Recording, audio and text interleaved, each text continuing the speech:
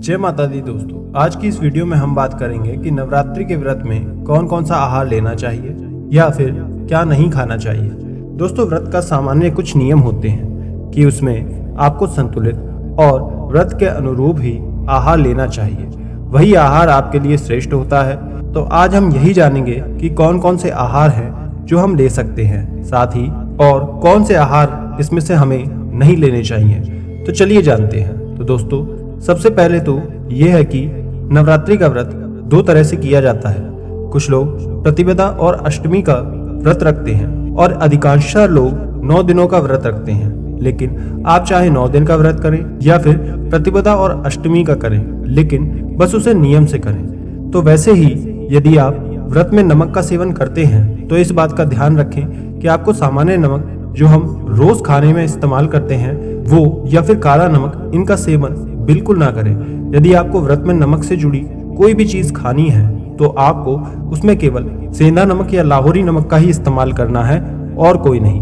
अब बात करते हैं व्रत में आपको क्या खाना है और क्या नहीं। भोजन व्रत में आप कितनी बार कर सकते हैं? तो दोस्तों, यदि नवरात्रि का व्रत आप कर रहे हैं तो आपको 2 बार अच्छे से संपूर्ण भोजन लेना है, यानी कि कोई ऐसी ठोस चीज आपको खानी है जिसे खाने के बाद आपका पेट पूरी तरह से भरा रहे। क्योंकि जब आप भोजन अच्छे प्रकार से करते हैं, फलाहार वाला कर लेते हैं, तभी आप अच्छी तरह से माता रानी की पूजा कर सकते हैं। खास तौर पर गृहिणियों को, क्योंकि उन्हें व्रत के साथ पूजा पाठ का सब कुछ देखना होता है और उसमें वो घर भी देखती हैं, तो उनके लिए बहुत जरूरी हो जाता है कि वो अच्छी तरह से पेट भरकर फलाहार कर ले, ताकि वो सब काम सही तरीके से कर सके। क्योंकि ऐसे में आपको और अधिक ऊर्जा की आवश्यकता होगी।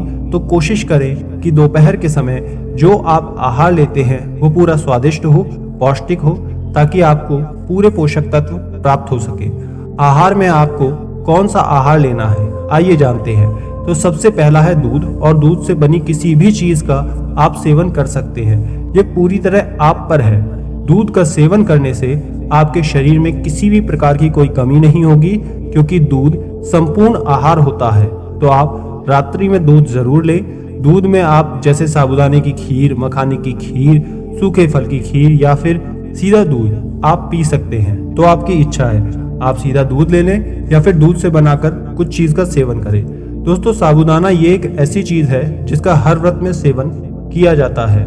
ज्यादातर घरों में साबूदाने की खीर या खिचड़ी बनाकर खाई जाती है। तो इस तरह आप भी साबूदाने को फलाहार के रूप में इस्तेमाल कर सकते हैं। इसके साथ ही आप दोस्तों व्रत में फल खा सकते हैं। फलों का जूस भी पी सकते हैं, फलों का चिप्स बनाकर खा सकते हैं, आलू के चिप्स खा सकते हैं। बस आपको ये ध्यान रखना है कि आप जो भी खाएं उसमें सामान्य नमक की जगह सेंधा नमक का इस्तेमाल करें। आप नवरात्रि के व्रत में कूटू का आटा, राजगीर का आटा, सिंघाड़े का आटा भी सेवन कर सकते हैं। तो आप इसका हलवा, पूरी, कुछ भी बनाकर खा सकते हैं। ये सब पौष्टिक है, आप इसे अच्छे से खा सकते हैं। इसे खाने के बाद आपके शरीर में किसी भी प्रकार की कोई थकान नहीं होगी। दूसरी चीज कि ये सब चीजें व्रत में खाई जाती हैं, तो आप बिना किसी संशय के खा सकते हैं। अब बात करते हैं किस चीज का सेवन नहीं करना है। तो बहुत से लोग चाय कॉफी व्रत में पीते हैं, तो आप चाय पी सकते हैं, लेकिन यदि आप कॉफी पी रहे हैं तो एक बार उस पर यह चेक कर लें किसी प्रकार के पाउडर का मिलावट ना हो, वो शुद्ध कॉफी के बीज से बना हो, तब आप कॉफी का सेवन कर सकते हैं, वरना रहने दें। इसके अलावा आपको नवरात्रि के व्रत में लहसुन, प्याज इत्यादि का सेवन नहीं करना है। शुद्ध सात्विक आहार व्रती और उसके घर के सब लोगों को लेना चाहिए पूरे के पूरे 9 दिन। मसाले, दोस्तों नवरात्रि के व्रत में आप जब भोजन बनाते हैं तो उसमें आप जीरा पाउडर ले सकते हैं, हरी मिर्च, काली मिर्च ले सकते हैं, साबुत जीरा, हरा धनिया, इस तरह की चीजें, मसाले आप अपने भोजन में इस्तेमाल कर सकते हैं। कचौरी पूरिया में मिला सकते हैं, सब्जी में मिला सकते हैं। लेकिन मसालों में भी आपको अब किन का सेवन नहीं करना है। तो सूखा धनिया पाउडर होता है, वो आपको नहीं खाना है। हल्दी व्रत के भोजनों में शामिल नहीं करनी चाहिए। बाकी आप जो भी फल है, सिंघाड़े, कूटू का आटा है, उसकी रोटी, चीला बनाकर सेवन कर सकते हैं, वो आपके लिए सही है।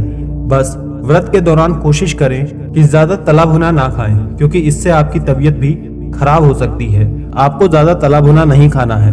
व्रत के दौरान अगर आपको प्यास लगे या ना लगे, आपको पानी हमेशा पीते रहना चाहिए। इसके साथ ही जो भी तरल पदार्थ है उसका सेवन आपको करना चाहिए। इससे आपके शरीर में व्रत के दौरान पानी की कमी नहीं होगी, आप स्वस्थ रहेंगे, आपकी ऊर्जा भी साथ देगी। तो इसलिए आप व्रत के दौरान इन सभी चीजों का सेवन करें ताकि आपके शरीर में आलस ना हो, ऊर्जा बनी रहे, आप व्रत का आनंद ले सके। तो खान पान से संबंधित इन सभी जानकारियों का आपको व्रत के दौरान ध्यान रखना है। एक बात और, व्रत में जो आप रात को आहार लेंगे कोशिश करें कि उसे सोने से पहले कुछ घंटे पहले लें, ताकि इससे सुबह उठने में आपको किसी प्रकार की कोई समस्या नहीं होगी और शरीर में भारीपन और आलस भी नहीं होगा। साथ ही आपको नवरात्रि के दिनों में ब्रह्म मुहूर्त में ही उठना चाहिए, तभी आप माता रानी की सेवा और पूजा अच्छे से कर सकते हैं। तो इन सब बातों का ध्यान रखें। जय माता दी।